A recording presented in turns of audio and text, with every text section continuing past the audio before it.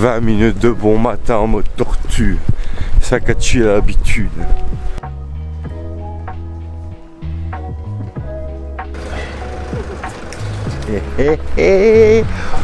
Ohayou gozaimasu les amis, bonjour à toutes et à tous et bienvenue. Bon retour sur la chaîne des aventures de Nico. 12e jour de l'aventure, réveil à Takayama. Et quel réveil, quel réveil. On s'est réveillé à 6 h du matin, plein d'espoir, plein de confiance. Parce que on voulait aller à Shirakawa-go. Donc ce petit village avec les toits de chaume. Il y avait un bus à 7 h 20, on est arrivé bien à l'avance comme il fallait.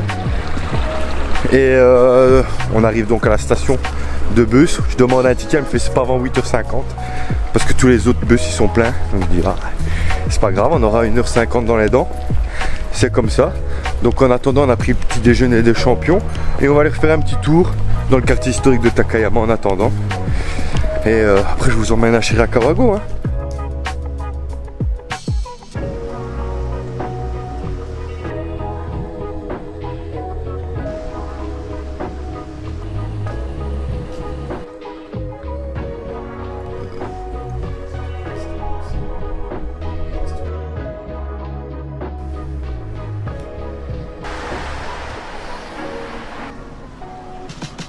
Le matin dans le quartier historique de Takayama tout est fermé, mais c'est réellement une autre ambiance qui s'offre à vous.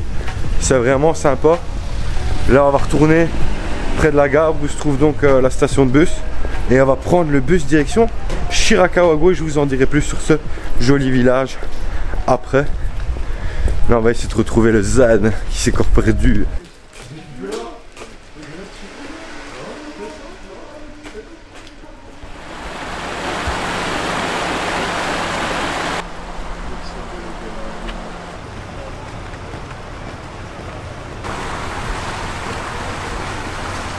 Une de ces files, mais bon à ce qui paraît il y a beaucoup de bus.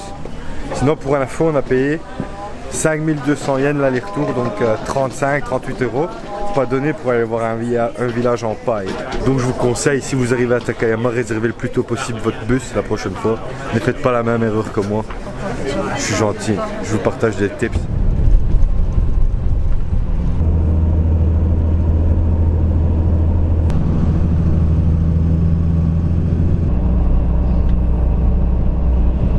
Après 1 heure de bus, nous voilà donc bien arrivés à Shirakawa-go, les amis, qui est considéré comme l'un des plus beaux villages du Japon. C'est un village traditionnel avec ses petites maisons au toit de chaume. C'est vraiment super sympa à visiter. Mais en fait, c'est un abus de langage parce que nous, on n'est pas parti visiter Shirakawa-go. On est parti visiter le village de Ogimashi, qui est celui qui est le plus visité par les touristes, etc. Parce qu'en fait, Shirakawa-go, c'est un ensemble de régions, Shirakawa et Gokayama, qui contiennent en fait plein de petits villages de ce style là avec plus ou moins autant de maisons et tout ça, ça nous fait faire un petit bond dans le passé. Peu importe quel village vous visiterez, ça sera vraiment sympa, de quoi vraiment agrémenter un petit voyage au Japon, que ce soit une demi-journée ou une journée.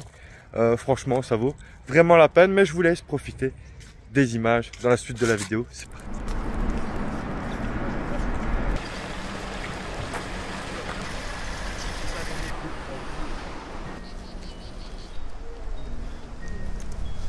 Bon, on commence la visite de ce village par une petite ascension de quelques minutes pour avoir le point de vue carte popo depuis l'observatoire de Shirakawa. C'est parti pour m'éclater les poumons.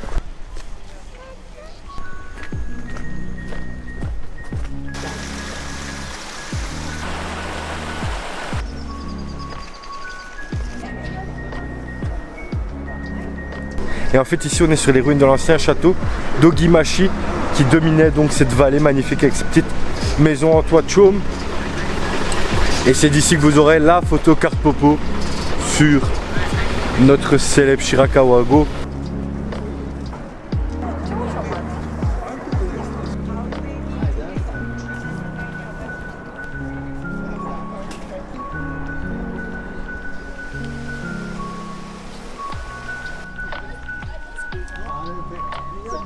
Bon, on est redescendu du point de vue, maintenant on va se balader dans le village en lui-même. Il y a quelques points d'intérêt, quelques bâtiments patrimoniaux, si je peux dire ça comme ça, d'intérêt qu'on peut visiter. On va se balader un petit peu.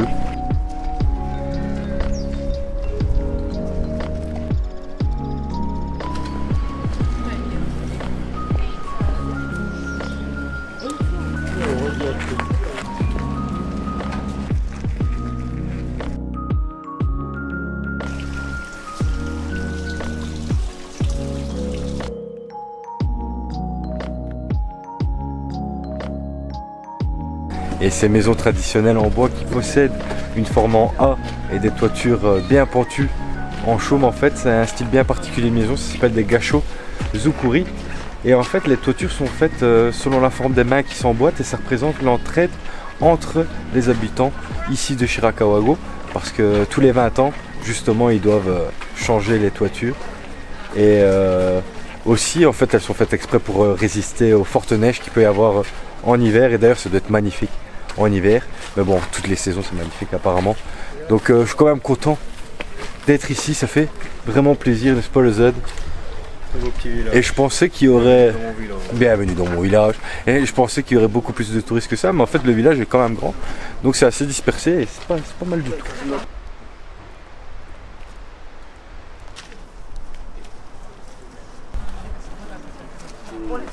Maintenant, direction le Minka-en, qui est un musée à ciel ouvert où on retrouve pas mal de cette petite maison au toit de chaume. C'est vraiment un petit spot bien sympa ici apparemment. Et on y accède par un pont suspendu où il y a plein de touristes.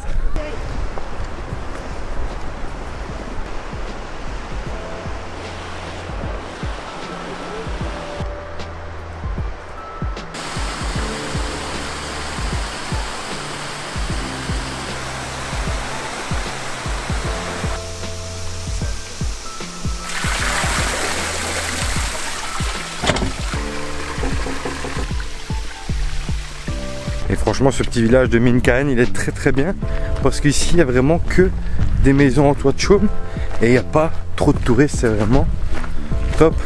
C'est 600 yens l'entrée et je voulais profiter en image, mais c'est vraiment génial.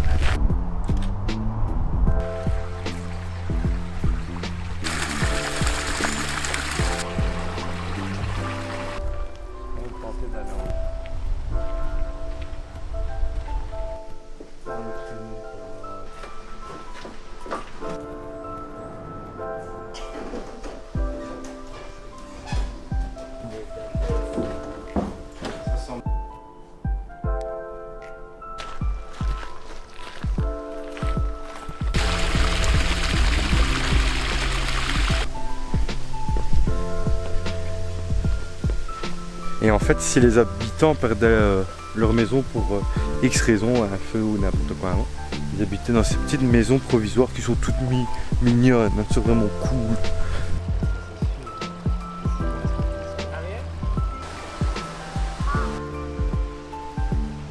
Franchement, très beau ce petit musée en plein air là, ça valait vraiment la peine. Pas trop de touristes, des belles photos à faire, des belles petites maisons. Plus cool que le centre rempli de touristes.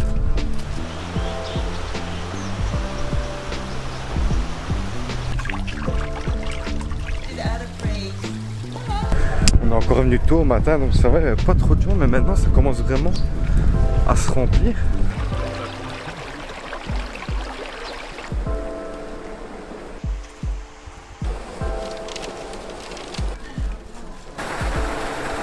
Et là on est devant le Myozenji, qui est un des seuls temples bouddhistes ici à Shirakawa-go.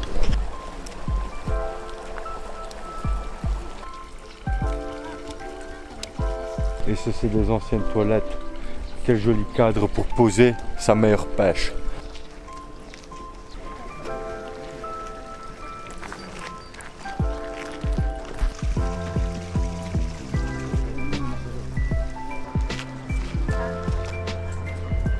Et ici on est dans la Wada House, qui est une maison qu'on peut visiter, une maison traditionnelle, avec tout ce qui contenait une maison de l'époque.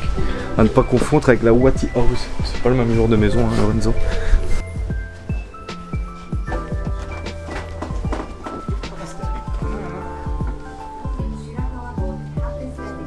Toit de ces maisons, ils procédaient à des activités illicites. Ils élevaient des vers de soie, donc pour faire de la soie. Ils étaient fous, je sais pas ce qu'ils en faisaient après, ils la vendaient sûrement. Voilà, Black Market.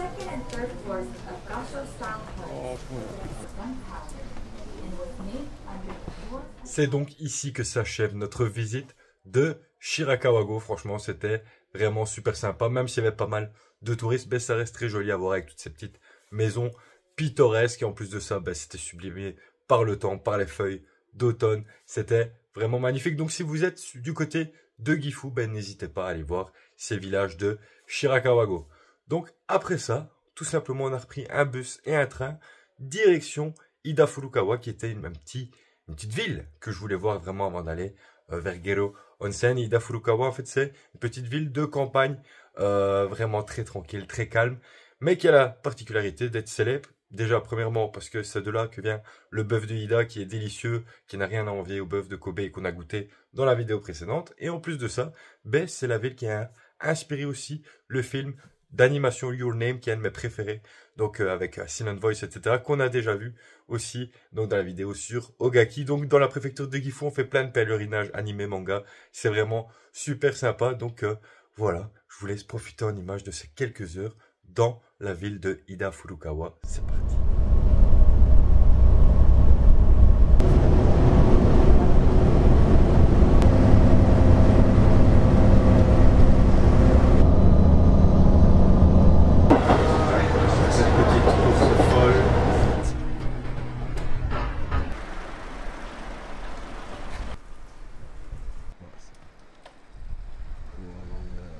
Partons maintenant profiter un petit peu de Ida et plus précisément de façon à la Satoyama. Satoyama, ça veut dire en fait un état d'esprit où on profite entre la nature et la montagne dans la campagne japonaise, ici comme à Ida.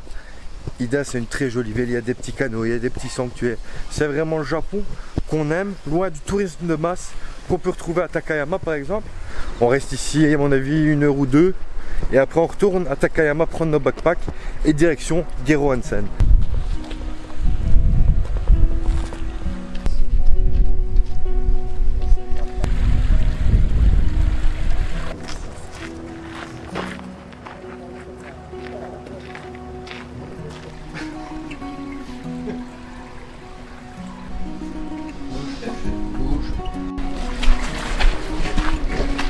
Putain, je l'ai loupé. Le saut du Léviator.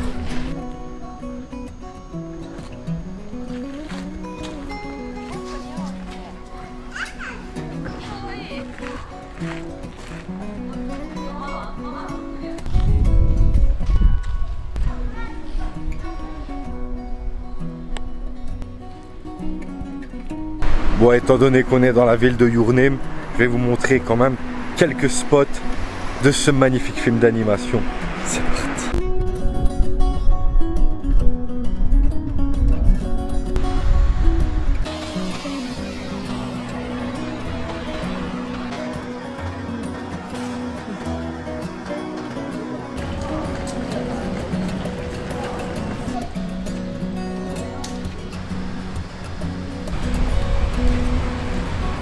Je vais me faire percuter. Maintenant, direction dégustation de saké. Bientôt, il y aura ta photo, le Z.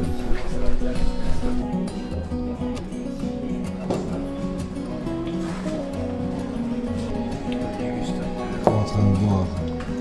Kizaki Arla ici.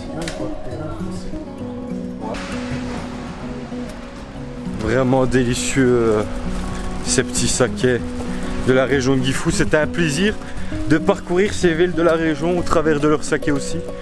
Et comme vous pouvez le voir, on est toujours très sobre, toujours boire avec modération, c'est important. C'est un méga temple.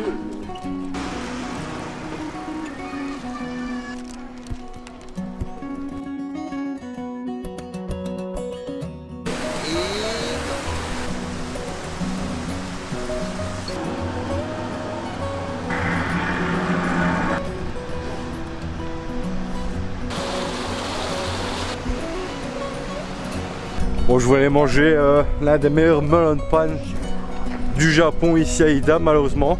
Il était sold out. C'est pas grave, ça me fera un peu de régime. J'en ai bien besoin. Ben, ce petit détour par Ida était vraiment sympa. Surtout le quartier de Dozogai là, avec les petits canaux, les petits koi dedans. C'était vraiment cool, les petits points de vue à la Your Name et surtout la distillerie, la brasserie de saké encore.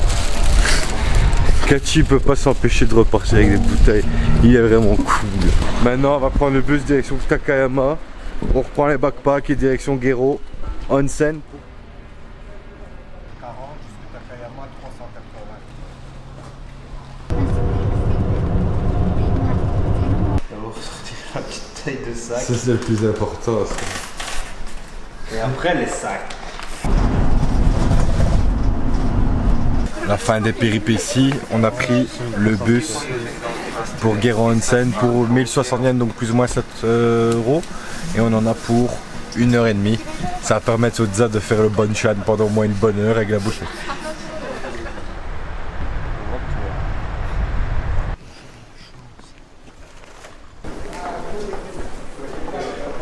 Nous voilà donc bien arrivés à Gero Onsen. On s'est déjà installé dans notre chambre, une chambre incroyable ici au Suimeikan ou Suimeikan, je sais plus. On a payé 321 € la nuit, donc plus ou moins 108 €, 107 € par personne. Et on a le petit déjeuner demain, mais la chambre c'est la qualidad. La qualidad, regardez-moi ça. Ils ont même offert une bouteille de sake. Oh putain. Grand living, petite télé, frigo. Ici le petit salon pour les princes. Mon futon. Le lit pour les 2 zouaves. Bien sûr des futons et tout ça au cas où en plus. Petite zone de préparation pour se laver les dents. Une belle petite toilette que Tom a déjà souillé. Et ici petite douche mode onsen privatif. Pour le Tom en plus. Comme il a des tatouages, il ne pourra pas profiter forcément d'un onsen. Donc c'est bien qu'il y ait un grand bain comme ça, il pourra en profiter. Mais le plus beau, c'est cette vue. On est au 8e étage et regardez-moi ça. Gero Onsen, la night, c'est incroyable. Et en plus, regardez ça, ce petit bain. Donc voilà, on s'installe un petit peu, puis on va chercher quelque chose à manger, puis on va aller profiter des onsen et tout ça. Tranquille. Et le Z pour nous accueillir dans sa demeure du Suimeikan. Qui est prince, hein. T'es vraiment le prince. À ce bel hôtel, les copains.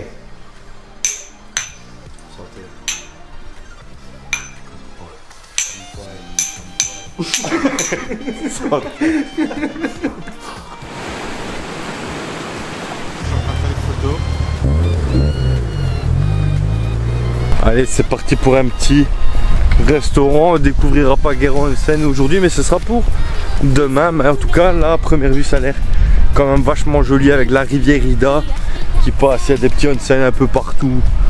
Gero Onsen, 3e village, le plus sacré en termes de onsen, le plus célèbre. Avec Arima et Kusatsu, j'aurais donc fait la triplette cette année.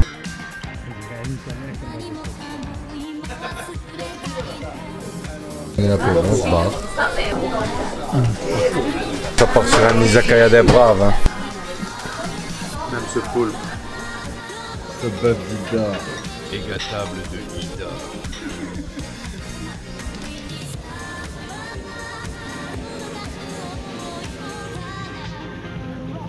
Incroyable ces onsen, mes amis. Il y en avait 3 différents. On en a fait que 2. J'essaierai de faire l'autre demain au matin après le déjeuner. Et peut-être encore essayer d'aller en profiter de la nuit. On verra. Qui sait, mais vraiment les eaux elles sont un peu chlorées ainsi. On va dire donc elles sont un peu douces sur la peau. C'est vraiment incroyable cet hôtel. Vraiment le top du top. 100 € la nuit, petit déj demain, parfait. Suimeikan, c'est le feu ici à Gero Onsen. Donc maintenant je vais aller coucher, c'était une très bonne journée. N'oubliez pas de commenter, liker, partager. Moi je vous fais des gros bisous, c'était une bonne nuit. Et on se retrouve demain pour découvrir Gero Onsen ensemble. Allez, bonne nuit les copains. Bonne nuit. Bonne nuit les copains.